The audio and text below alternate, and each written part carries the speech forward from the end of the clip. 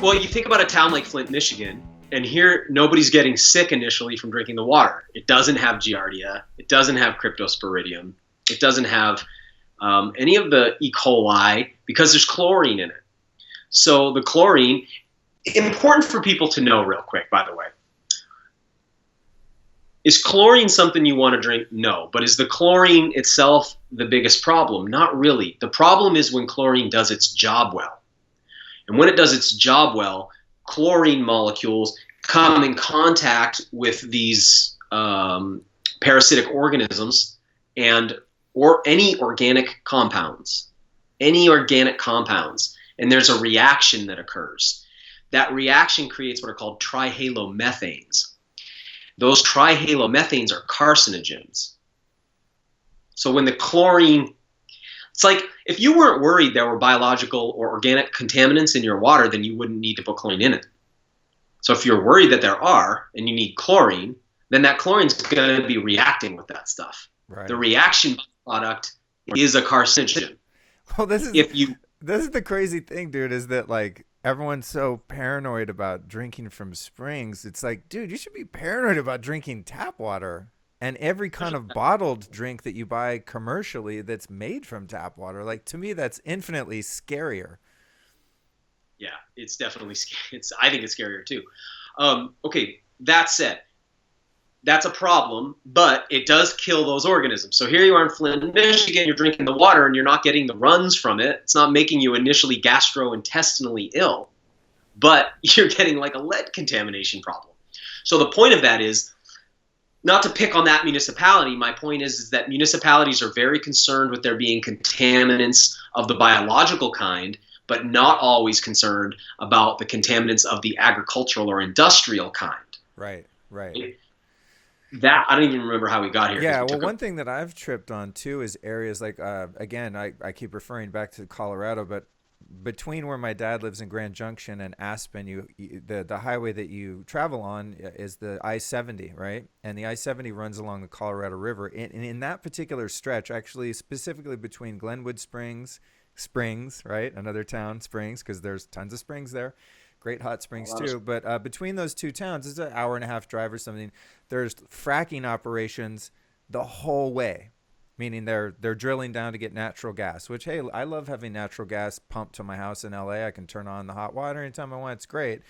But fracking, as many people know, and some probably don't, it really wreaks havoc on the environment and the water table. So I always drive by those fracking operations right next to the Colorado River. And I'm going, that's interesting. That's where their tap water, much of our tap water in LA comes from that river, right? And so how much of that fracking crap is getting into, the water table because they're right next to it? It's just like what's the pollutants coming from above ground are one thing, but there's a lot coming from underground too. And all of that is ending up in our tap water as well, right? Well, I can't speak to that really well. I don't have experience being in an area where there's fracking. Right. And I get asked about this a lot because people's water table are being polluted by fracking, and that's a huge problem. I think this is a complex problem because this is just an interesting side note. I've been thinking a lot about it. It's like, it's interesting because people they want the fracking out of there, but they want the energy still. So it's interesting because it's like, well, these are the same people who will say you have privilege. That's me. If they're like, okay, Luke, you're pissed about the fracking and the pollution, we'll stop the fracking, but you get no gas. I'm like, yeah, well, we can do a little fracking. Can we get gas from some third world country where it's already messed up? That's like, yeah. Because I guess my point is like, I think like it's important that we make our own mess domestically and not export our mess somewhere else. Right. So it's like, if you're gonna frack a place, I would rather we do it here. Then we go to some other country and frack their place. I mean, that's what we've been doing for quite a while, is exploiting other places, right, and living off the fat. I think it's important if we're going to mess that we make our own mess here and we deal with our own mess, but that's not to support of fracking, of course. I don't think that the Colorado River is going to get contaminated by the fracking below the Colorado River, but that's not to say that fracking chemicals don't end up as effluent into the river, because they might. Right. But I think probably the bigger problem there is when you drill down to put an artesian well in and you access water that now you're drilled down into. And there's other stuff too, and there's natural problems too, man. It's like one of the natural problems is radon here where I live. We have a granite bedrock here, and I have to have a air circulator that blows air out of my basement because the naturally occurring the granite has naturally occurring uranium, and the uranium breaks down into a gas called radon, which is a carcinogen. It's as hard on your lungs as smoking, causes lung cancer, and it's all over the place here. Wow. Now, that's not a problem if you're living outside in a teepee, but when you come inside and you seal the house up, you can get dangerously high levels of radon, so you got to pump that out of your foundation. Well, a lot of people's wells have radon in them too, dissolved gas. And they have to have then a water treatment system to get that out. So natural waters can have problems too. I'm not trying to say no. Yeah, yeah. My point would be this, like, if you're going to filter water, you still have to decide for yourself what your source water is, the water you're going to filter. Mm-hmm. Right? So it's like if I go, hey, dude, here's a clear glass of water and here's a glass of muddy water. Which one do you want to filter to drink the water? It's like, well, I'll take the clear one. Well, kind of similarly, would you rather go to a spring that might have, I don't know, at times higher than normal levels of E. coli and you filter that versus starting with water that you know doesn't have E. coli but has trihalomethane carcinogens, has chlorine, has fluoride, and is tested positive for 55 pharmaceuticals because you know that the E. coli will get taken out by the filter, but a lot of those other things are actually going to make it through the filter, and you're still going to end up drinking them. Everybody has to pick what water they're going to drink, or they let it get chosen for them. Every kind of water comes with risks. Right. The thing is, you have risks. Man, there are things I'll feed my dog that I'll never eat, and that's because my dog's not going to live no more than 12 years. I mean, if I'm lucky, my dog will live 15. The problems don't scale out the same way. I'm planning to live to 80 something, right? At least. So that's what I would like. So that gives me a lot more time to accumulate problems that I'm maybe not so worried about in something with a 15-year lifespan. Right. Well, this is the thing. Yeah. And I want to cover some of, let me finish that thought. Yeah, okay. So the problem is, yes, you can drink chlorine and it's not going to have a major effect on you, but you could drink Giardia water that same day and in 2 weeks you're shitting your brains out, and that's causing an quick acute problem. Right. The chlorine problem plays out over long periods of time because you're drinking carcinogens. So what they're doing in these shows is they're making fun of us going, oh, you're risking getting the shits. And it's like, yeah, but you're risking getting cancer. How is that more sensible? It's so short-sighted. Right, right. So, yeah, I think that's a point that I try to impress upon people a lot with something like filtering your shower water. And someone's like, dude, I've been taking showers for 30 years. I'm fine. Well, 1 shower, 2 showers, 200 showers, probably not going to really have much of an impact, but you're talking about thousands of hours. I mean, literally probably days of your life spent in that toxic gas that's created, as you were alluding to earlier, not just say, oh, there's now chloramine that's been turned into a noxious gas in my shower, but there's also fluoride. And chloroform gas in a sealed room. Yeah. So can you do it a few days and be fine? Yeah. Is it going to make you shit your pants? No. But then you're like, oh, I got diabetes. I got cancer. I got this. You know, guys that drink gasoline. You know what I mean? Right. Literally. Like, I know guys that are like, oh, God, come on, buddy. Like, yeah. I know some folks around here that disregard their health. Some of them might actually live to pretty robust ages even. Right. But their quality of life gets very low. Right. I mean, it's noticeable now, even for some of these guys I'm talking about that are in their 20s. I mean, I live in rural Maine. I see some pretty crazy shit sometimes. Yeah. Yeah. The quality of their life experience is substantially lower. Right. Substantially lower. So they might say, dude, don't, because they'll be like, oh, wow, he doesn't want to get gas on his fingers when he fills the generator and he puts on gloves. What a geek. Yeah. Yeah. That's why I'm saying they'll be like, dude, gas? What are you talking about, bud? Yeah. Right? Yeah. It's like, and they're the ones hurting so bad and sick all the time and can barely get out of bed and have chronic fatigue, all that stuff, you know? Yeah. So exposure over time matters. So let's face it. If you're a human being, you got to drink water. It's got to come from somewhere. It's either going to come from bottles, it's going to come from the tap, it's going to come from the atmosphere, it's going to come from a well, it's going to come from surface water, or it's going to come from a spring, right? It's like you only have so many options. Each one has risks and rewards. Like there are rewards to tap water because it's easy as hell and it's very inexpensive. I mean, people are not paying for their tap water what they should be paying for water. That's made obvious where you live by the drought conditions down there. People are getting a free ride down there, getting water from Colorado River for nothing, right? Yeah. For almost nothing. That's a reward, and there are risks. You're drinking water that has trihalomethanes. I'm assuming LA puts fluoride in their water. Do you know? You know, I forget if we have fluoridated water, but we have Not for me anymore. I don't think about it. we have chloramine here, which is, from what I understand, less tested for safety and more toxic than plain old chlorine. Oh, lucky. You also have, of course, the other additives, and there are several more that end up in the tap water that most people never hear about. So, Yeah, let's hear about those and the birth control pills and all that stuff. well, like those are kind of different things, but I, I'll get to that second. Then Okay. bring me back to that. But my point is, like, if you go to a spring, there are substantial rewards and there are not a lot of risks, and the risks are pretty minor, dude. I mean, they're blowing them out of control here in these news shows. Are there risks? Yeah. Is there a risk walking down the street? Yeah. Do I face risks by eating wild bears? I do. But do I face risks if I go to the farm? Yes. Everything has risks and everything has rewards. Regardless, I think the most important thing, and what I would love to say to all of these news outlets, is like, we're all grown-ups here, and we get to decide for ourselves how we want to live and what we want to do. And last time I checked, a lot of people died to keep that kind of freedom around. This is not a communist country, no matter how bad they want it to be one.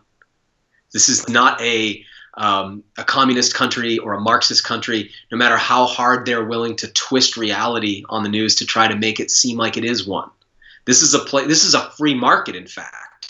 And in a free market, now, I'm not a capitalist at heart, but I would rather live in free market capitalism than in Marxism any day of the week, right? I'd rather have opportunity for wealth than enforced poverty. So I live in a free market, which means I'm also allowed to go spend as much money on water as I want to. And you're welcome to sell it for as much as you want to. And I can buy whatever I want. It's a free market. So they're making fun of it, and they're acting like it's unethical and that it's being sold for too much money, which I think they also really twisted the numbers quite a bit. Yeah, they lied. They talked about how much the bottle of water costs, but they included the custom glass bottle if you want to keep it. Otherwise, much of that is a deposit that you would get back if you brought the bottle back. They're such liars. A 2-gallon spherical flower of life with a silicone gasket on a Grolsch top. I thought those were free, but anyway. Yeah, totally. But it's like, it's a free market, and grown-ups are allowed to buy what they want, and grown-ups are allowed to make decisions. No, there are major risks for taking pharmaceutical drugs. Major risks. I mean, dude, right? Like death, suicide, homicide, depression, internal bleeding, lack of fertility. I mean, we go, you know how it is when you hear it's like you're allowed to do that anyway. You know what I mean? You can do things to yourself that are dangerous. So if people want to do something that's been done forever and is actually almost has no risks, it's like, come on. You know, ridiculing these people publicly is interesting because last time I checked, we were in a political climate where it's really actually dangerous to get out and criticize somebody's lifestyle. Like if somebody has an alternative lifestyle and you want to say something negative about it, this is the time in history where you get slain for that. Right. Yet we have this alternative lifestyle practice and they're just making fun of us. And I was well, what's funny is that drinking this toxic water that comes out of your tap is actually the alternative lifestyle to human evolution. You know what I mean? That's the thing that makes me so crazy, is that like organic food has this distinction of being special, and food that's not real food is called conventional. You know, it's like everything we're in, especially now, as you said. I mean, of course, we wouldn't dare get into politics, but there's a lot of inverse reality going on where like the truth is being exposed as lie and vice versa, and it's just madness to watch it all unfold. So that's That's why I love having these conversations with people who are unplugged from the matrix and can help other people get a perspective other than what they might see on TV. Yeah, Because I have quite a few people people. partisans. It's like, you know what I mean? It's like, it's so funny because most people get so pigeonholed into one side or the other side, and it's like the people I like the most are like, oh no, I'm kind of got a bit of both of those. Like, Yeah. I'm not taking one of those sides. Um, I want to go back. Oh, and one other thing I want to say for folks who haven't followed my work closely and haven't heard me say it is like that word alternative is alter and native. So when you change the native thing, you get the alternative. And the native behavior is to drink, fresh, unfiltered water from springs. That's a very native human behavior. The alternative would be to do it differently. Right. So That's great. that That's is great. worth mentioning. Back to what you were saying before about other contaminants. So a couple Yeah. thoughts here. Every municipality is doing something different. Where they're getting their water from is different. So one thing to consider is that if is my dog making a huge racket back there? It's fine. I think Oh it my gosh, adds texture. It's cool. it does add texture. Yeah, I like it. So if your water supply for your city is coming from, let's say, a river, the issue is that along that river are other cities and other municipalities that flush toilets and put that water into treatment facilities. They don't just dump it in the rivers, but eventually it makes it back into that river. And the pharmaceutical drugs that are environmentally pervasive that people take, birth control, a great example, antidepressants are a great example, antibiotics, those things don't get cleaned out and sequestered always in the municipality's cleanup, and it goes back into the river, and then your city downstream pulls that as drinking water, chlorinates it, fluoridates it, pumps it through to you, and now you're getting microdosed with all kinds of drugs with unknown interactions. So that's something that happens. Don't take that in an alarmist way. You might live in a place where that's not happening. Maybe your city takes water off of private wells or out of other kinds of reservoirs. But if you live in a city like San Francisco where it does take it out of the river, then you're going to have that. And that's why the water up there has been shown to have, I believe, over 50 is the last time I saw it. I think it was over 50. I haven't looked at that in a while, so don't quote that. I'm just believe last time I saw it was over 55 pharmaceutical drugs in the water supply. Not because anyone's adding them. It's not a conspiracy. It's just people are pissing and shitting out those drugs. That goes through the waste treatment back into the river and downstream to the next municipality. The other thing to consider is that you can't just pump water through pipes, endless miles of pipes, and just never have to do anything to maintenance those pipes. Lots of solutes in the water solvent come out and they stick to the pipes. And eventually they concretize and they plug up the pipes. So periodically what's happening is they're flushing the tap water with phosphoric acid and sodium hydroxide, a strong acid and a strong alkali, to wash away the minerals that are depositing inside there. Where's that stuff go? You're just drinking that. What about the rust? All that, it's just coming through those pipes. And that's all in the tap water. So it's not that anyone's flushing the toilet and that's going right into your tap. It doesn't quite work like that. The problem is that all of these chemicals are being used to keep the infrastructure working. Again, because when I saw, like, again, that guy on the Young Turks, oh, the caveman knows nothing of what he speaks. Was he it's talking like, buddy, about you, the caveman? yes, Oh, I just okay. watched it. I That's a feel so bad. It's that's a like, compliment. dude, you don't, you have no idea on what behalf you're speaking, because you're speaking for a factory farming method of raising humans, not an individual one. Right. What I love about this country is the idea that you can, and I do love this country as with all its problems. Is its history bloody? Yeah. Is every country's history bloody? Yeah. Is there a lot of things we did wrong? Absolutely. Are there a lot of things we could make right? For sure. But would I want to live anywhere else? I mean, geographically, it's like, oh, wow, New Zealand looks nice, or, oh, wow, I'd really love to be in the south of France. But like, would I actually politically and geographically want to move to another country? Mm-mm. I love Canada, but politically, no way. I want to be here.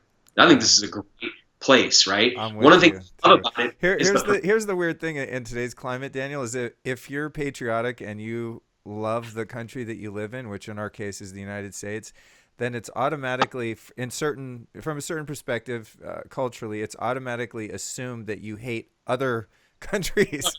Okay. It's the dualistic thing. It's like if I'm like, fuck, I love America, man. It's a great country. It's a diverse country, and that's what makes it wonderful. And to me, I have this view that like all the most brilliant, courageous people from all over the world have migrated here and congregated here, and that's why it's such a powerful, amazing country. But that doesn't mean I hate Mexico or India or Brazil or Argentina or China. Like I'm not against any other countries. I'm just for this one. It's like I always Yeah, quote it's Dave. amazing because you wouldn't nobody would get offended if you had like a Irish pride shirt on and you were from Ireland, right? Right. Or if you're from Argentina and you had a shirt like I love Argentina, but when you like love America, it's like oh everybody gets all upset about it. Yeah. And I'm sure that has to do with like 100 years of extremely Marxist, college professors twisting everyone's brains Yeah. and out as I've hate. thought about doing an experiment of like, I mean, I've thought about just to mess with people, like walking around Hollywood like in a red "Make America Great Again" hat, just to see. I don't know, just out of curiosity to see how many people would spit on me. And I really don't. I think you would be like physically assaulted. And then I I wouldn't thought, be. well, what's the next step down? Because people are so tolerant here and liberal. But the next step down would be like walking around in a "I love America" American flag. I mean, I think someone would probably spit on you, call you names, scream at you in this area where I live. And it's so weird. It's like, well, how do you think we have the freedom to be walking around at the mall where I'm wearing this shirt? How It's do you just, spit on me and not get killed? yeah. Right? Yeah, I watched a great YouTube video not a couple months ago. It was a guy on a college campus. I don't remember where he was, but he's walking around a college campus with an American flag, just saying like, "I love America. America's great." And students are walking by, "Fuck you, man, loser." Fuck you. Dude. And then he comes back a few hours later. He's got the ISIS flag, and he's going around, "Down with America, down with the infidels. I support ISIS." People are like, "Yeah, bro." It's like he's getting all this. Oh my God. Are you serious? Well, I mean, it's self-hatred anyway. But the point, Right. and it's Right. collectivism and progressivism. But the point is this: one thing I like about the United States is this idea of the pursuit of happiness, right? The pursuit of Right. individual freedom. The fact that even if the whole country wants to drink tap water, I don't have to do that. I can choose another path. The idea that we get ridiculed publicly for that, to me, is like, man, I just think that that's a departure from important values. But we have the choice here. We're not collectivists. We can, even if everybody does that, we don't have to. I don't want to get. I don't want to be part of the factory farming of people. Right. Think when you factory farm animals, you don't care about any one individual. You care about the profits that you yield off all of them together. It's about I'm raising 500 head of cattle, not I'm caring for each individual. So you look at it like, okay, if we do this, it's going to, like, if we add this drug in, maybe some of these animals will die, but 90% survive, whatever. I don't want to be part of those kind of numbers, right? It's like, hey, if we fluoridate the water, or we chlorinate. Chlorine's a better example. If we chlorinate the water, will we cause cancer in some people? Yeah. But will we reduce people with diarrhea? Yeah, and we think that's better. It's like, I don't want to be part of that equation because I don't have to be. Right. Call Right. it like rugged individualism. I got told by a Canadian progressive recently that I, like a lot of Americans, am addicted to freedom, and I was like, dude. You damn right. Like, bro, I got it bad. I got it real dude. bad. I want to. So, we Go freedom to ahead. choose Go that ahead. T-shirt, right?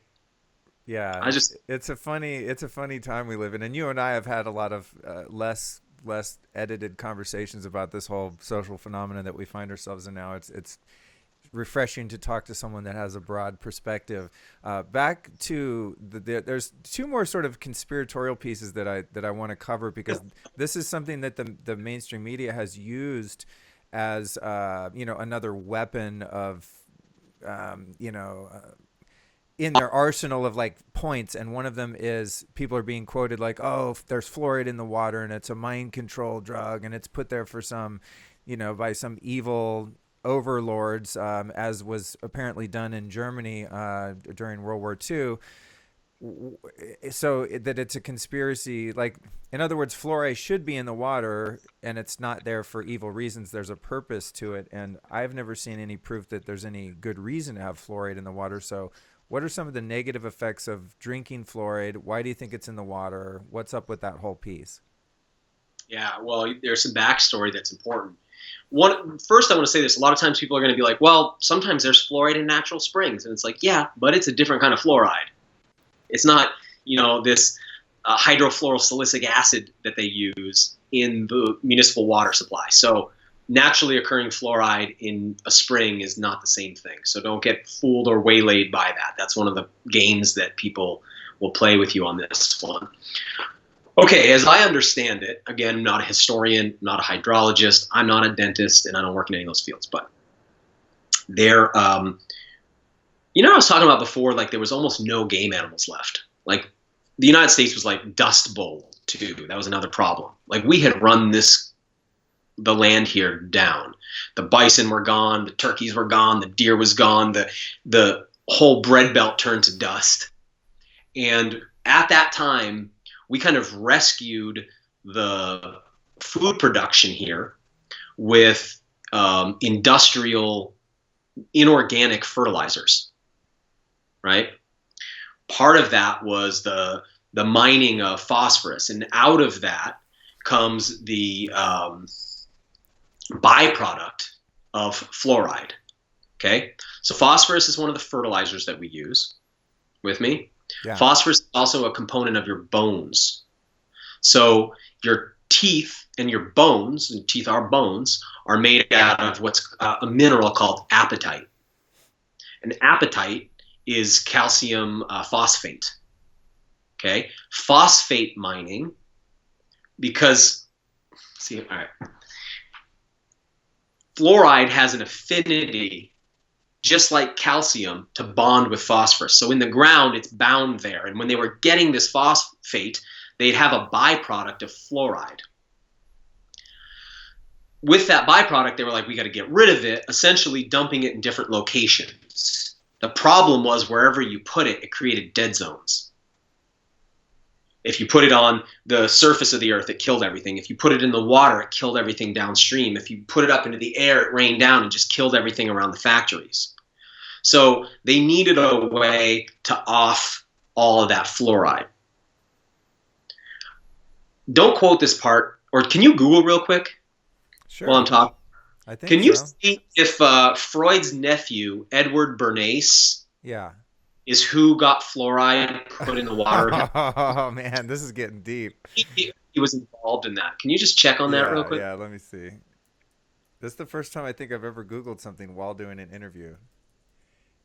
Edward Bernays. Put Edward Bernays fluoride. Okay, let me see what I come up with here. I always see Joe Rogan does this on his show. Or he's got somebody to do it, right? Yeah. That's true. It's easier to kind of keep your composure. Let's see. On Wikipedia, public relations of Edward Bernays. Oh, man. Like, do you don't get any hits if you put fluoride with his name? I did that. Let me go back and see if there's a more. Oh, yeah. Forced fluoridation. This one sounds good. Edward Bernays, master propagandist. Edward Bernays wrote the book Propaganda. He wrote a book called Propaganda. Right. Okay. So let's see. The fluoride deception, 2004. So he also promoted water fluoridation, consulting on strategy for the National Institute of Dental Research. In this book, it says selling fluoride was child's play. Bernays explained the PR wizard specialized in promoting new ideas and products to the public by stressing the claimed public health benefit. Okay, that's all I need. I just wanted to make sure that it was him. Yeah. No, there's like multiple. There's multiple web hits about him as related to. Freud, the mastermind behind selling of fluoridation. So there's some definite research there. Okay, so Edward Bernays brought Freud to the United States. The only reason we know about him is because of his nephew. His nephew was using his uncle's psychological techniques to develop the field of public relations, initially called propaganda. Okay. Edward Bernays was approached by the cigarette companies. The cigarette companies saying, hey, we have a problem. Only men smoke. And we are missing out on half of the market. And Edward Bernays came up with a super clever campaign called Torches of Freedom to start smoking. This is how he did that. He He got all of these famous debutantes from around New York City. He had them all positioned. I believe they did this in Times Square, somewhere in downtown New York. Anyway, he had them all positioned with cigarettes. At this time, it was taboo for women to smoke. He said, using his uncle's formula, that cigarettes would be a symbol of a penis. It would be a phallic symbol for women. And if women had their own penis, they would no longer rely on men. And we're going to call them torches of freedom. And we're going to give women their own penis, essentially. It's going to be part of this like sort of idea of early feminism, first wave. So what he does is he gets all of these, he's super famous for what he does already. So he tells all the newspapers, you got to be here at this time. The same time that he has all these famous, beautiful women there ready to light up. And what happens is the next day, every newspaper in the country is running the story, Torches of Freedom, women smoking in like a downtown display of freedom. And what he did was he created a whole second market for cigarette companies. He did a lot of stuff like that. This guy was bad news. Well, anyway, he sold the idea because you had all these companies who couldn't get rid of this fluoride. And what he figured out was, well, let's sell it as because what happens when you get fluoride in your body is a disease called dental fluorosis. Well, it actually happens in your bones too, but you see it in your teeth. You've all seen this. I saw it. Somebody I was talking to the other day. You're sitting down looking at somebody, and their teeth are mottled with white patches. Yeah. All that are a different color than the rest of their teeth. That's yeah. fluoride. What's happened is they have a toxic level of fluoride in their teeth. Fluoride, because it bonds with a double positive electrical charge, just like calcium, it will bond to the phosphorus in the apatite in your bones as readily as calcium does. So if you add fluoride into the diet, the body kind of thinks it's calcium and it just puts it in the bones and puts it in the teeth. There's a simple way of saying that. Right. When it gets in the teeth, what happens is it's harder than calcium. That sounds kind of cool, like, oh, my teeth have armor on. Except the problem is things harder, chip and break more easily. And you want flex and give. You want teeth to be dynamic. Well, anyway, he sold the idea to dentists that this was going to be great for their teeth, and then eventually that got picked up and became like some kind of urban legend that's believed that, oh, this is great for your teeth. Even though all around us we see people with dental fluorosis, even though we now know there are more than 20 studies linking lowered IQ to fluoride consumption, even though fluoride is put in the water supply as a drug, believe me, in the supplement industry, if you make a health claim, your product's regulated as a drug. If you want to say that fluoride is for dental cavity prevention, that makes it a drug. But the problem is there is no regulated dosage in the water. You feed water to an infant, you feed water to an adult, you feed water to an obese adult. Everybody's getting different doses per body weight. It's an unregulated drug. You turn over a bottle of toothpaste and it says fluoride as a drug on there and it tells you not to swallow it. But unregulated amounts. What if I drink spring water, I get no fluoride, you drink only tap water, you get tons of fluoride, the next person drinks some filtered water, some bottled water, and some tap water. Everybody's getting different doses, unregulated, of the fluoride. Of a neurotoxic substance. We know it's neurotoxic. We know it's linked to IQ problems, particularly in young people. We know it makes teeth more likely to chip and break, and we have virtually no evidence of it having a widespread benefit on cavities, and yet this still goes on. Now, many municipalities have gotten hip to it. A lot of them are starting to take it out of their water supply. More and more we're going to see that kind of thing happening, and this will just get swept quietly under the rug because no one's going to get left holding this bag, I don't think. Right. I don't think that they're going to do it. They'll phase it out slowly, but they'll still have to figure out what to do with the fluoride, where to put it. Essentially, what I think is going on, I wouldn't go to like fluoride's a mind-controlled drug, although it's easy to see why someone would say that because from looking at the big picture of it, it's like, hey, you're telling me that the guy who invented propaganda, the guy who created public relations, figured out that they could take an industrial waste product and filter it through people's bodies, sequester it in their bones, and then bury their bones in the ground to get rid of this toxic substance that they can't put anywhere else, and it lowers their IQ. Like, could you see why somebody might think that's a conspiracy? So, in a sense, it is. Maybe it's not like I think the one that people often think is like, they're trying to kill us. It's like, no, they're not trying to kill you. They're trying to get rid of an industrial chemical. They got nowhere to put it. They don't care about you because they're looking at this like a big picture factory farm for people. So they, quote unquote, I don't think they see it like that. But this is a thing that will eventually come to an end, and it'll actually be looked back on. We'll look back on this like the way when we find out Romans used lead pipes to deliver their water through the aqueducts. And we're like, why would you do that? That you knew it was toxic. We'll look back on mercury fillings and we'll go, why would we ever do that to anybody? We look back on lobotomies. Like, a lot of people don't understand that it wasn't just that they did lobotomies. There was a guy who drove a vehicle called the lobotomobile around the United States, giving lobotomies as demonstrations all over the country. He was punching a spike into people's eyes to damage their frontal cortex. That was a medical treatment. We now look back on it and go, that's a crime against humanity. Female genital mutilation was just banned in the 1970s in the United States. It was paid for by Blue Cross up until recently right here in the United States. Now we look at that and go, that's a crime against humanity. Yet we still circumcise boys. And one day we'll see that as a crime against humanity. We'll also see fluoride like that. We'll be like, Walmart sold fluoridated baby water. That we had evidence lowered IQ. Why would they do that? Right. So, is it a mind-controlled drug?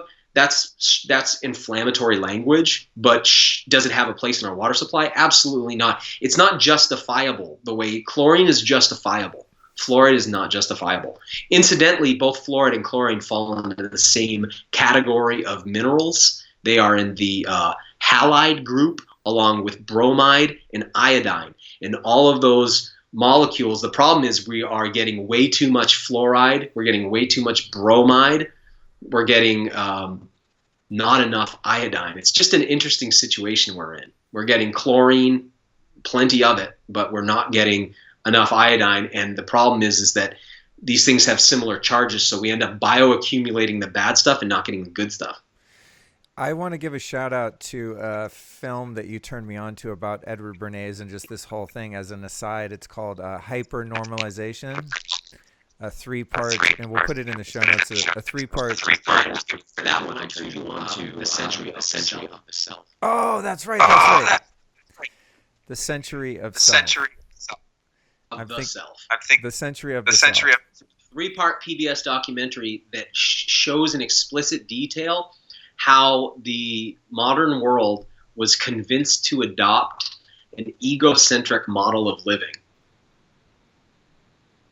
I mean, that's essentially, if I was going to really distill it down, that's what it's about. And there's a lot in there about Edward Bernays and how he worked alongside everybody from and the part of that documentary that I love the most is how all this new age and liberal thinking was brought, or progressive thinking, I should call it, was, I'm a classic liberal. So when I say that, I mean what we're calling liberalism now, which is progressive Marxism, how all that was brought in to the public sphere. And then they did it in such a way that made the rebellious thinkers think they thought of that stuff themselves. It's a very clever game that was, and I love that PBS laid it out, because it's not like you're watching it on InfoWars going like, see, it's right here. Right.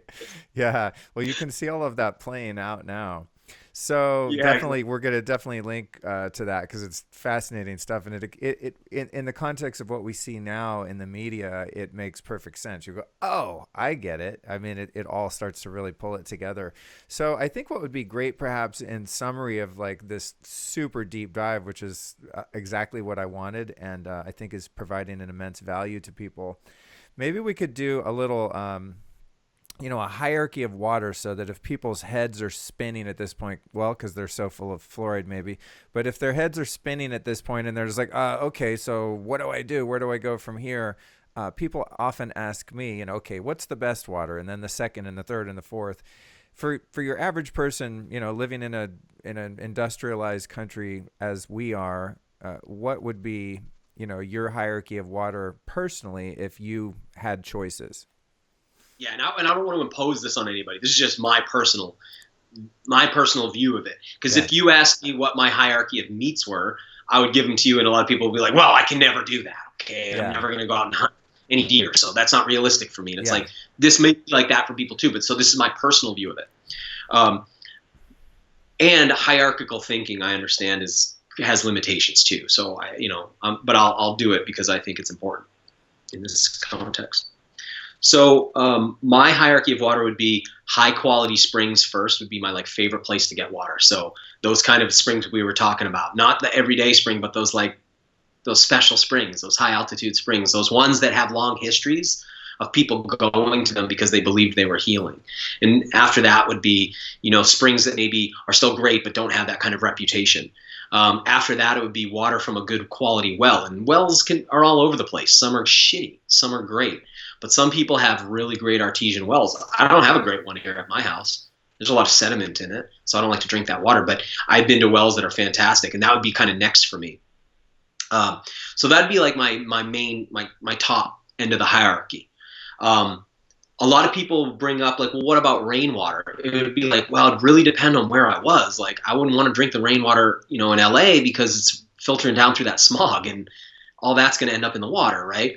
But if I lived in Alaska, it's hey man, the water that, comes down off my roof, I'd probably collect and drink that, no problem, right? So that would be kind of maybe something worth mentioning. Or another one worth mentioning would be if I lived near a glacier and there was glacier melt and I knew that water had been locked up in ice for 10,000 years, it'd be I want to drink that water too, So there's all kinds of water out there. But amongst the water people have access to, I'd go spring water, then well water. Then when you get to bottled and tap water, it's complex. And I know people want a simple answer, but the problem is you might be in Mount Shasta, the town of Mount Shasta, where that spring is just pumped down into everybody's house. And your source water for your tap is just this incredible water. Or you might be in San Francisco where your source water is that same water source, but all the way down at the mouth of it where it pours off into the ocean and it's run through all those towns. So it might be, you might live in Flint, Michigan. It's hey, we can't just say, oh, tap water, because that's a lot of things. Yeah. So if it was tap water, I would want to run that at least through a high quality filter, whether that's a whole house filter or a sink filter or a Berkey gravity fed type filter, one of those type filters. But I want it to be a filter that actually took out the contaminants that I'm worried about. I would not rest on for tap water, some kind of Walmart budget one that you get, or one of those little ones you pour the water in the top and stick it in the fridge, those little carafes or whatever. Yeah. Those aren't thing out really. That's just carbon block.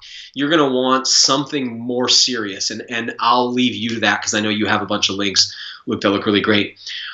So if it was bottled water, and that's what it is for me when I travel because I'm in the airport and I have to buy water, I pay attention to the source of that water.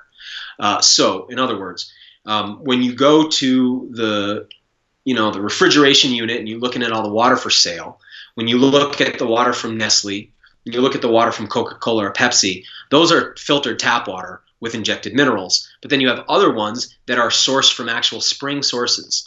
Those aren't really springs, those are boreholes at places where there are springs, but that's natural water from the ground. They have filtered it a bit, they have hit it with ultraviolet light, but they haven't substantially altered the composition of the water, and I prefer those personally. If those are available in glass, that'd be my preference, but they're almost always not. So I would have a preference for harder plastics than softer plastics. I was going to ask you about that. I'll usually opt for, say I'm in an airport, Fiji water.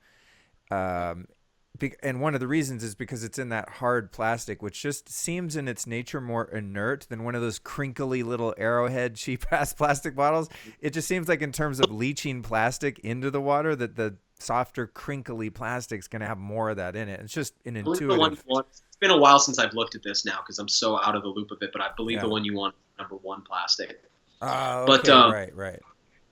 But there's plastics to avoid as well. I'm not fresh on all those. I'm not going to try to quote them. I haven't been thinking about that in a while. But so I think about the source of the water. It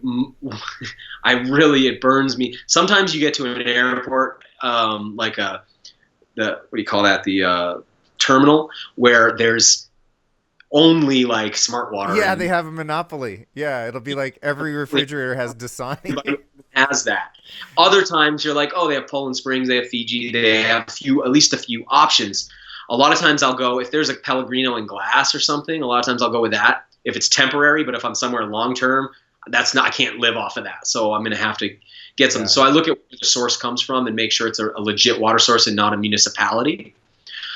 So that's something I'm thinking about too. That's dude. It's So one sec. It's funny with the airports. Has this ever happened to you where you go to the first little kiosk or market and they have it, it's all bought out by Dasani, and you're like, ah, shit. Oh well, I guess that's all there is. And you buy the Dasani for $5, and then you go like 20 feet and there's a Starbucks that has like a chronic, glass spring water. Or sometimes in like a fancy deli in an airport, they'll have really good glass spring water. I'm always like, God damn it! You sort I of have know to like. actually that's never happened because I always like I recon, Yeah, you but make the rounds. You do a I do the recon round. mission and then you pick. Totally. I have had it where I go like, oh hell with that one, let's keep going, and I'm running around and it's like Dasani, Dasani, Dasani, Dasani. So you're like eventually have to buy it, you know. Right, In which right. case I usually just get on the plane and I ask for lots of air water because I'm Dude, not paying on for that it. note, I think I always send you links like a freaking psycho because anything I find relevant to our conversations, I send. But one that I did not send you that I found because I figured you just knew this already. But I did a little digging on the water that comes out of the tap on airplanes that you would like every once in a while order a coffee or something because I'm just desperate. Oh, do they And use that? Is that potable water? Is what they? dude, what the water that they use comes out of, they have their own little septic system essentially, right? And so they have the waste evacuation, and then they have the water that they come fill up with tap water. But for sanitation, and I read some articles that were exposed by flight attendants and stuff that were like, warning, warning, like we're anonymously telling you don't drink this water, because what happens is they flush out all the tanks for the water storage with all these gnarly chemicals, and it's like Uh, the most disgusting water ever. So I just want to let people know, definitely bring your own drinks onto the plane. Don't Dude, drink. so much of that. If we even could begin to understand it, it's like I was looking the other day at companies that produce custom glass, for instance, right? Let's say that you're a vodka bottling you bottle vodka and you're going to go buy a custom bottle. It's up to you whether you rinse those bottles out when you get them or not. They recommend that you do, but a lot of companies just pouring vodka right into them. So now you've added the solvent into whatever dusts are in there and whatever chemicals are in there from the manufacturer. It's like, man, we just have no idea. We Right. Americans think if it's in a bottle or a package, it's safe. And that's coming back to the original part of this conversation, which is why everybody in the media was so freaked out by this idea is because they only trust things that have been packaged, bottled, or come through the tap because they think somehow it's clean. It's like, have you ever noticed like if you get something fresh out of a package, people will like set their food on it. They assume it's just clean. It's like, well, it could be like something that's contaminated with whatever industrial chemical they use. It's like a fresh shiny piece of plastic. Oh yeah, but it's new. It's like, yeah, but it's chemical laden. But nobody's Right. but that doesn't make it clean for you, you know. Right. But anyway, yeah. So I think it's really complex when we get into bottled waters and when we get into tap water and all that. I personally, as much as I can, avoid those. But that said, you can't always. And when you can't, I think it's important to have a really great attitude about it. I think it's Yeah. important to embrace it. I think it's important not to be too pretentious about it. I think it's important not to give people a hard time about what water they drink. I think it's important to just move through the world in a really sane way about this, and keeping in mind that the problems is not one bottle of tap water. I mean, or one glass of tap water or one bottle of bottled water. The problem with those things plays out over time and in quantity. So again, we're Right. back to that. I always think like, what am I doing 95% of the time? That's where I'm going to get my problems, and that's where I'm going to get benefits. The stuff that, aside from jumping off of bridges and stuff, the 5% is not as big a deal. You Yeah, know, I I mean, appreciate that because I tend to be an extremist and really black and white about these things, and I've had to really learn how to be more temperate and yeah, just you within too. my own lifestyle, just relax a little bit. I think that the neurosis and the panic of me being on vacation and having to drink some really swaggy tap water or bottled water, like the neurosis is probably worse for my health than drinking a bad water here and there. You know what I mean? Like that element of control and paranoia, it's like you kind of have to loosen up at a certain point, but have some discernment and make good decisions when you can. But I agree that it's like each one of our decision to, make choices that you think serve you, but you can't always be situated where, especially if you travel a lot, where you have that much control. I was just in the Bahamas, and drinking bottled water down there and feeling like I was in a way better position than most anybody I saw around me. I mean, it was the best option that I saw.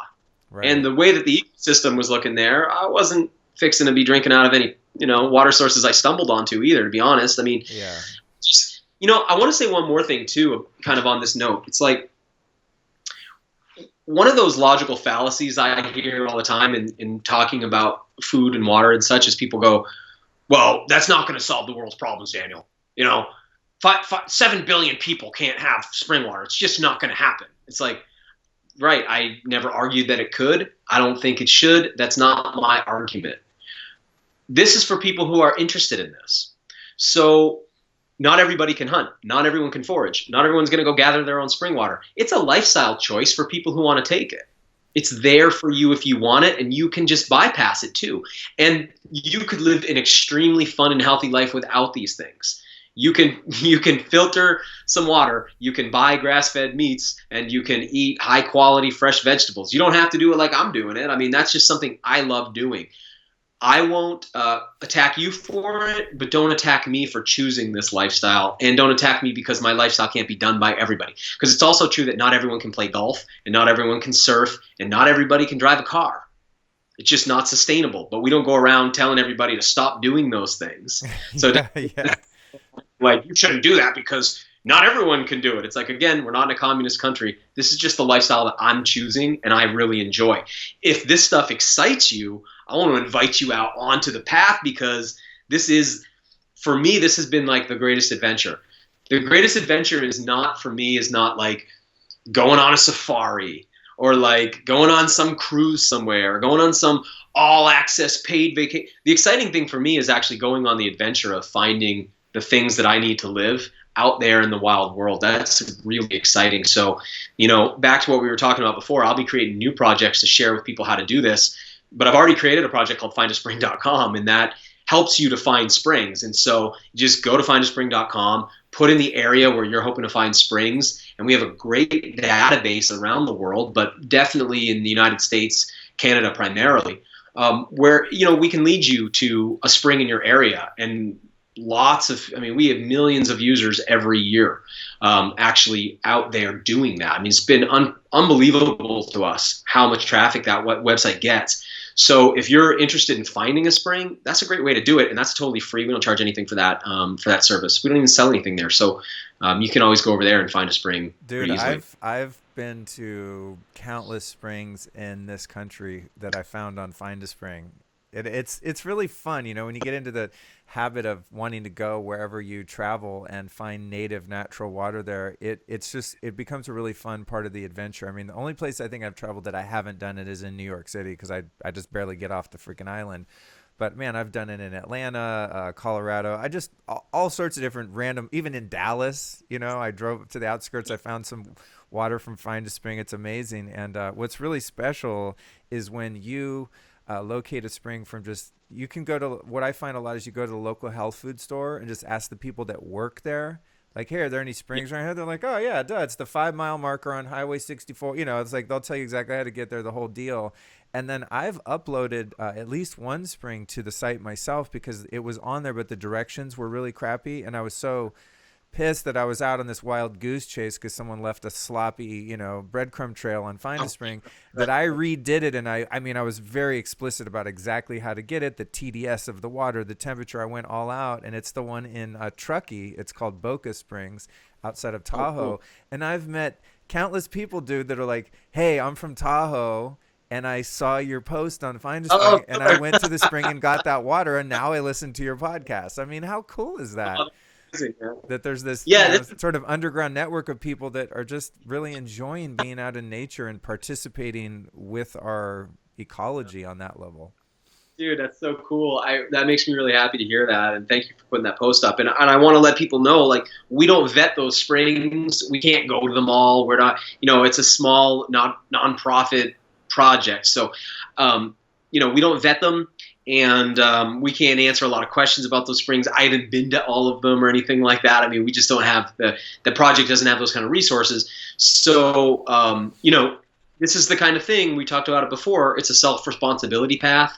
It's you embark on this adventure at your own risk, like any real adventure you embark on. Yeah. If an adventure doesn't have risks, I hate to tell you, it's not an adventure.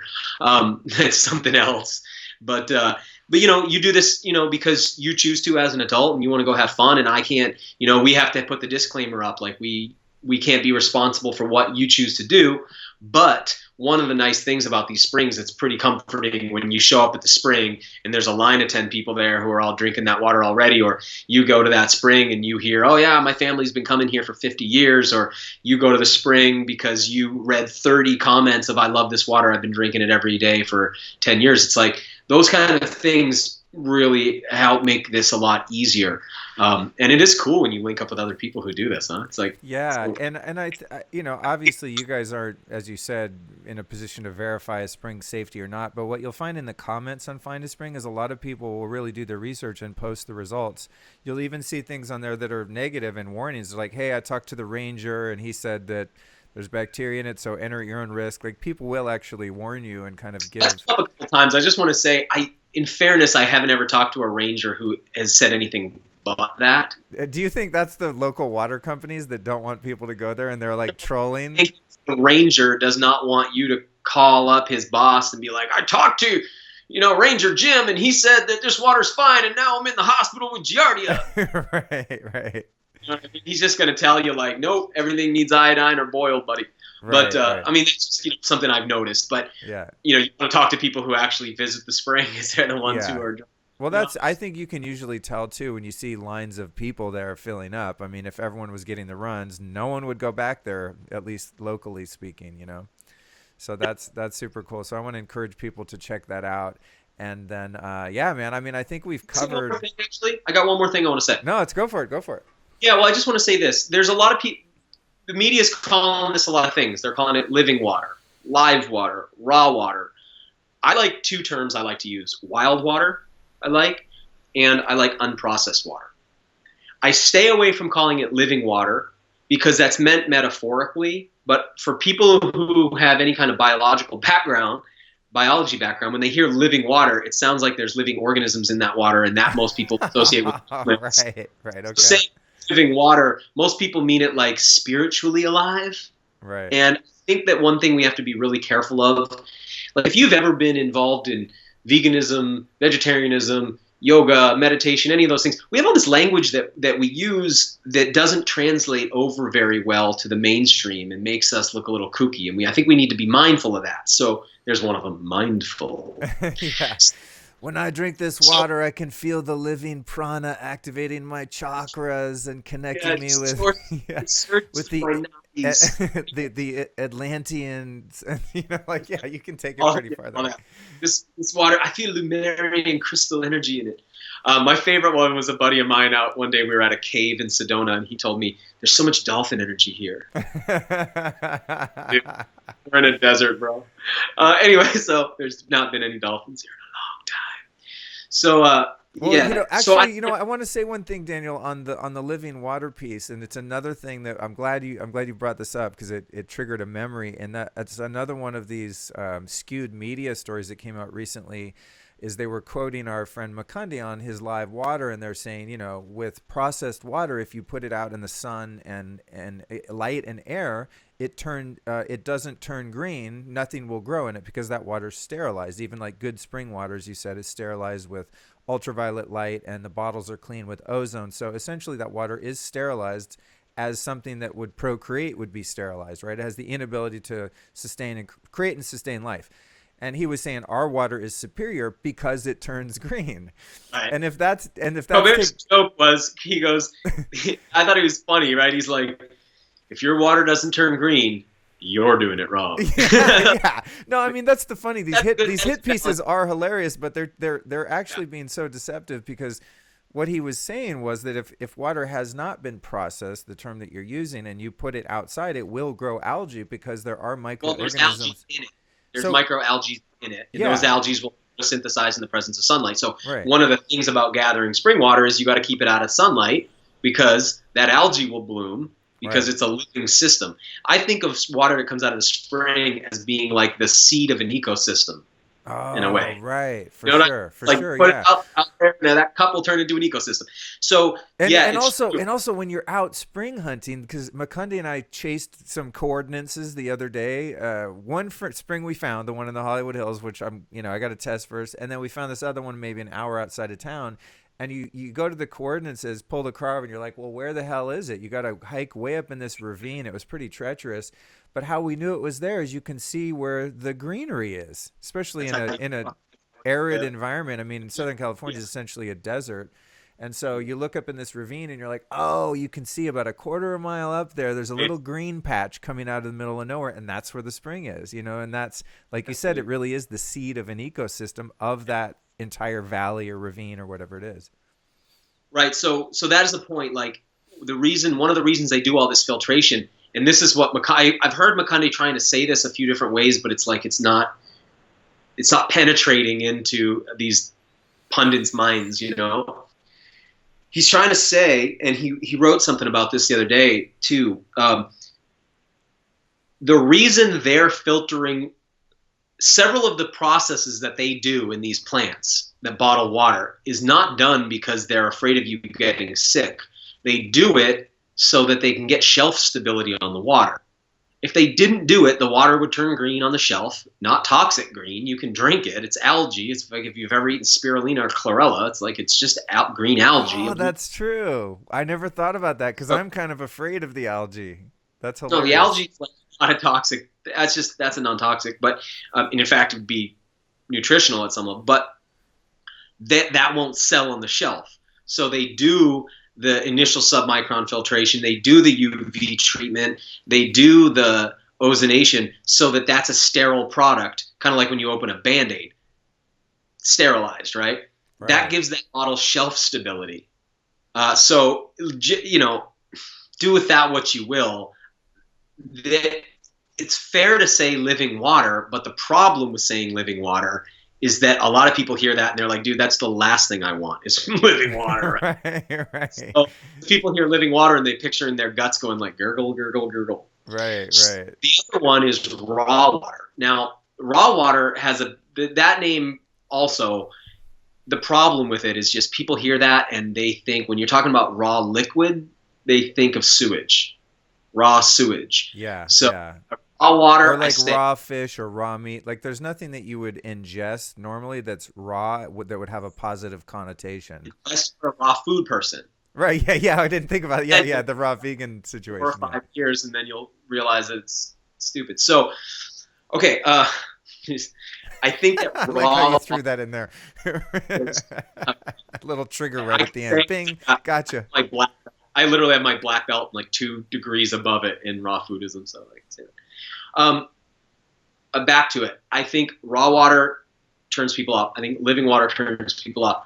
I'll say wild water because to me, I want to associate it with I forage my water. I forage my plants. I forage my medicines. I hunt my foods. I like to do that, right? So to me, wild water is a cool way of saying it. But probably the most useful term or a term that I'd like people to start using in culture is unprocessed so that we start to think about processing in water the way we think about processing in food. If I say whole food or unprocessed food, that connotates a healthier food choice usually, even though that's not always true, that the connotation is that that's what we mean. When we talk about water, if we say unprocessed water, it's a way of helping people understand that, oh, most water I've drank is processed. So I personally stay away, and I don't want to be associated too much with the term raw or live water, living water, I mean, just because I think it's we can see in the way these stories have been treated that those are things that they immediately latch onto. So that I was actually quoted in that New York Times piece I talked about at the beginning of the show as that was my quote at the end. I like to say unprocessed water. It's like Right.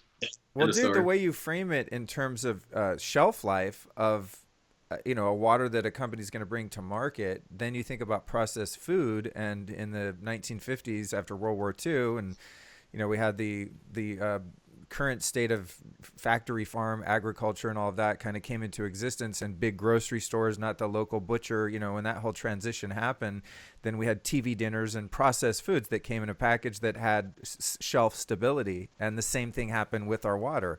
I'm sure there was a point right around the same time where you went and got your water from the local well, or You had a well. Or yeah, whatever. the plumbing was safe back then or whatever. If you wanted to buy water, while you were out remotely. So I think it's a really good way to contextualize it, because people do understand on a pretty deep level now. I mean, even people that choose to eat processed food, I think they understand that it is processed food, and they're just like, well, it's convenient, it tastes good, so I'm going to do it. And sometimes in the case of being in an airport, the Dasani is convenient, even though there's something better. You do the best you can in that moment, but it's a processed product. It's dangerous to avoid drinking water, whereas it's not a big deal if you go without a meal, but you don't want to be like going without water. Yeah, So it's yeah, totally. processed water, because you're pretty soon, especially up in an airplane, you're getting the headache and all that. But Yeah, yeah, I do think that context is useful. Even if just to drive home, even if just to raise the unspoken question, well, like, why are they processing it? What's the need to process it?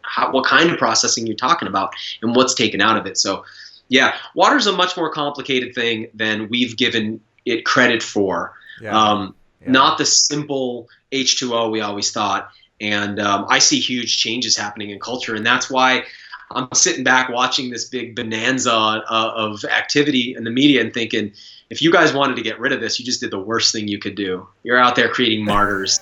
Go ahead. Totally. Like, Well, this idea was never in people's living rooms before, and now it is. So thank you very much to all of the mainstream news out there that gave us a platform to talk about this. for people that want, I just want to throw this out to make sure it gets in the show notes. For people that want to get into the really deep, almost spiritual, philosophical level of water, there's three things worth mentioning, and that would be the work of Dr. Emoto, the work of Victor Schauberger, and the work of Gerald Pollack, who you've had on your show talking about the fourth phase of water, just in terms of like how little we actually understand about this substance, you and I both, and just mankind in general. I would rank them in the opposite direction. Okay. Yeah. And my list might not include Moto, because I'm not really sold Are you on not any. sure about the water crystal pictures? I want to believe it so bad. Do me this favor. Do me this favor. Okay. Grab that book Uh-huh. and go. I have it somebody right know. here. The hidden messages in water. Next time you're with like a scientist, just be like, "Do you think this like counts as like legit science?" Because they're wearing like lab coats and they have like clipboards. The Schauberger that guy's work is legit. He was a hydrologist in, I believe, in Germany or Austria, Yeah. and his work is hardcore. And then Pollack is one of the geniuses of our time, man. Yeah. Okay. So Dr. Emoto, you're iffy on. You're going to vote for the other two.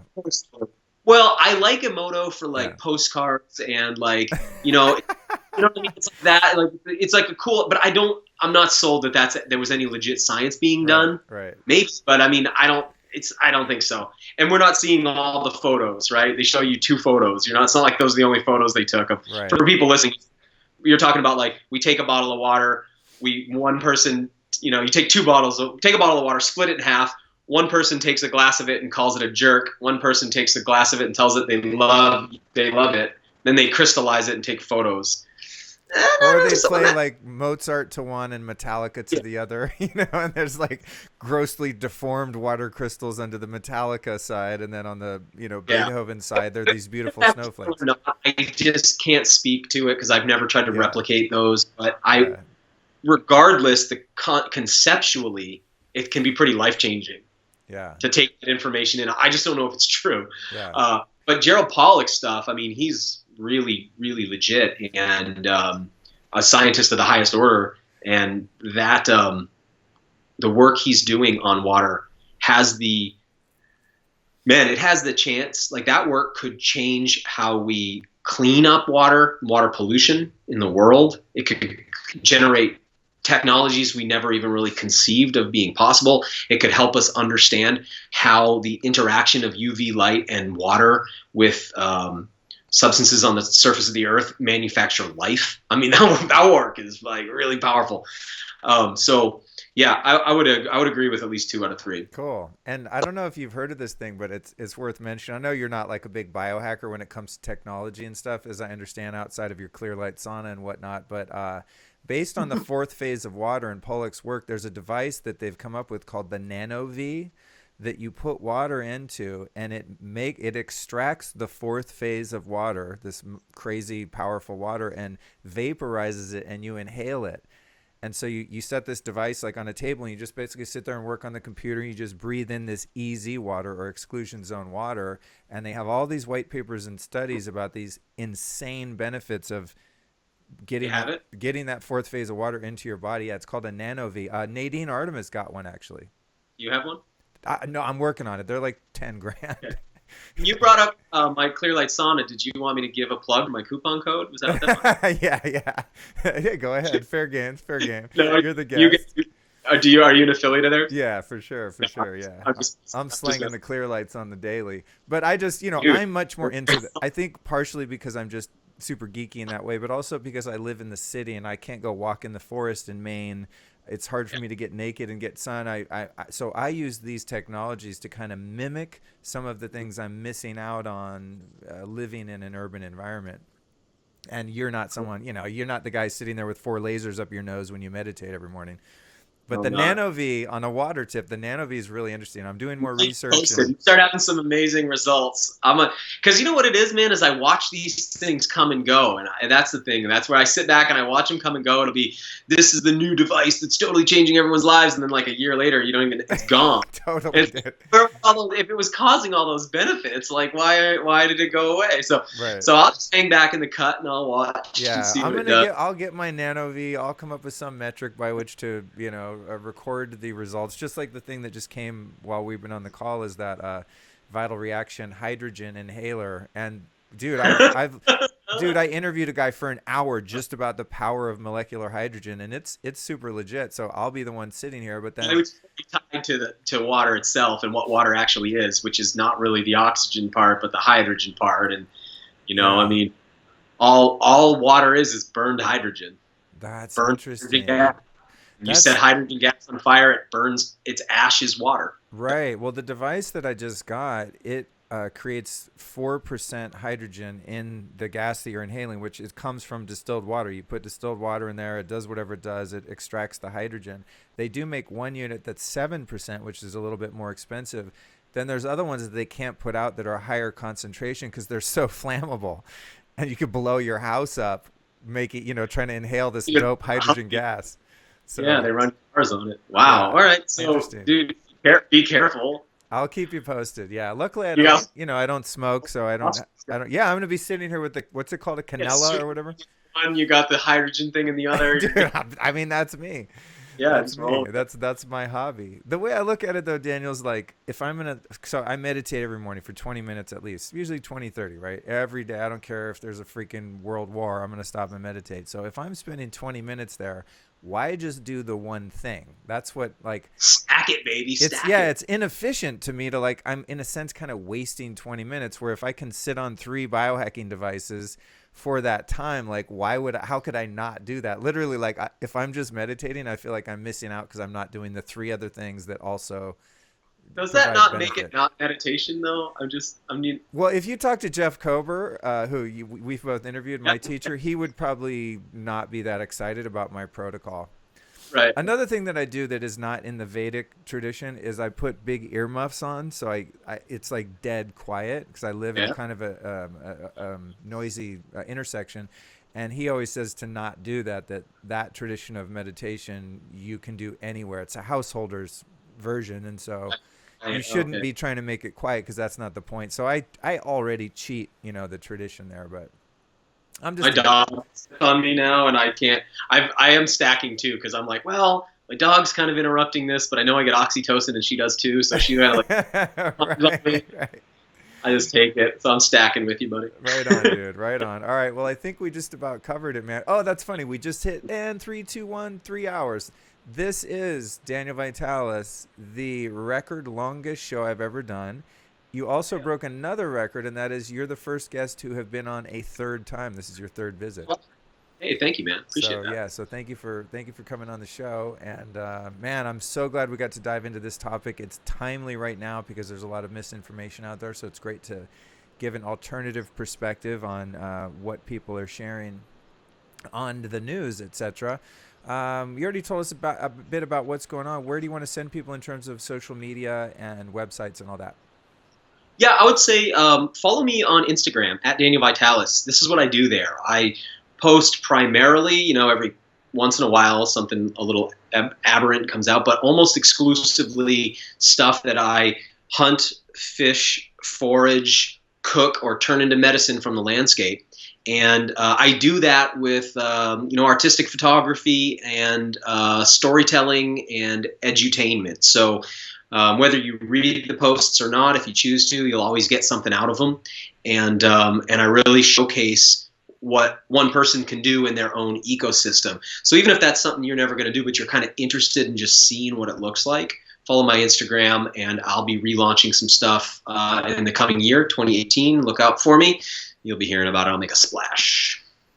Dude, I gotta say, your Instagram is a really good follow. You show a lot of restraint in terms of keeping your content tight.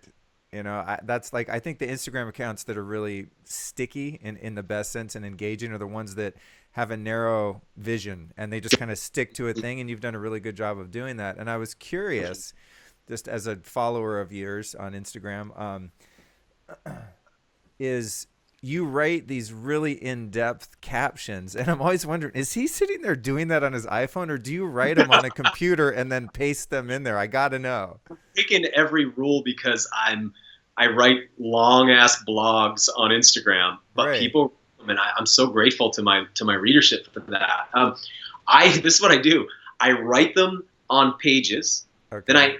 I paste them into Gmail so I can run Grammarly through it. Then Right. I paste that back to the document so I can save it, and Right. then I take that same paste and I text it to somebody so that I can then go to my phone Okay. and pull Okay. that as a copy, and then I insert it over on That Instagram. that's funny. That's very similar to what I do. Like when I do the show intro for this particular episode, and I post the 2,200 characters on Instagram for that post. I write it in Word or whatever. Actually, I write it in Evernote. Then I put it in Grammarly. Then I put it in a word counter or a character counter, get it to 2,200. Then I email it to myself. Then I copy it from my email on my phone and post it. Like Right. same roundabout 50-point step to make myself sound smart, articulate, and have the proper grammar going. Grammarly helps, man. But but but your I've dude, gotten your where I account's very educational though. So it's like you really it is. What did you call that? You had a edutainment. yeah, edutaining it is. You're like, oh, sick picture. Whoa, what's he doing with that crazy bass? And then you read this whole thing about the history of bass fishing in Maine or some craziness. It's awesome. Yeah, well, thank you. I really put a lot of heart into that account, so that'd be where I'd appreciate a follow. Cool. Uh, and yeah, and that's where I'll announce whatever I'm launching next, and all Okay. that will come through in the future. Then let me take us to our final three-part question. You've taught me so much over the years in this audience and before, in this episode and before. You've taught our audience tons of stuff.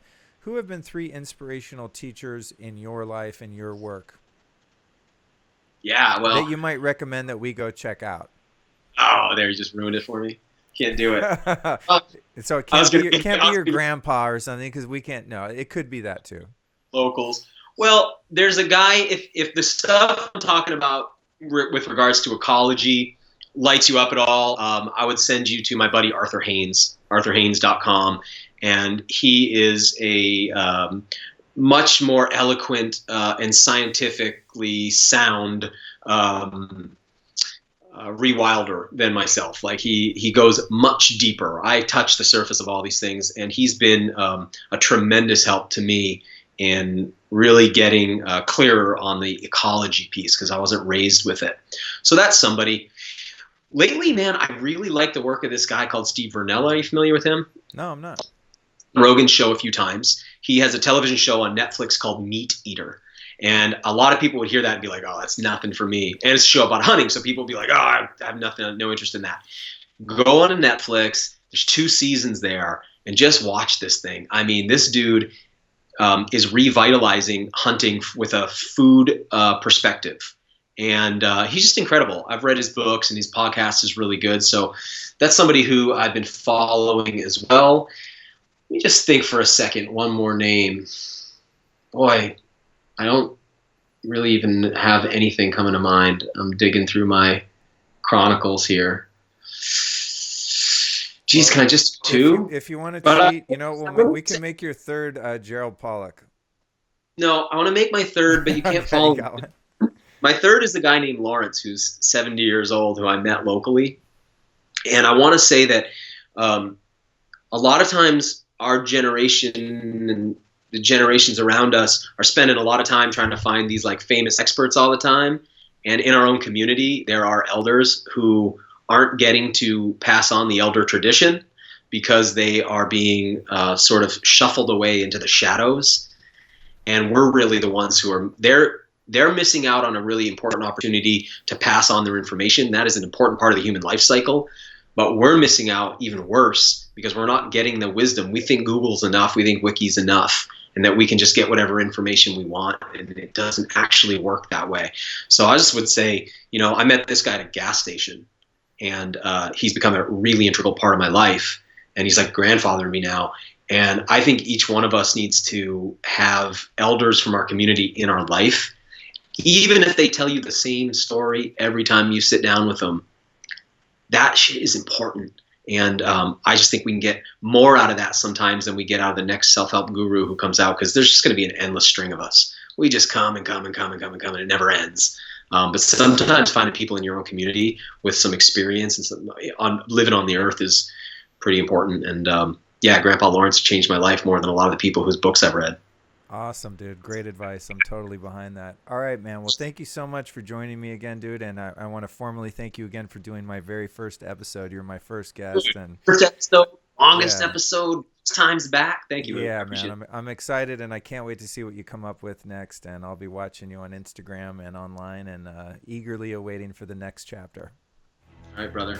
All right. Careful with that. All right.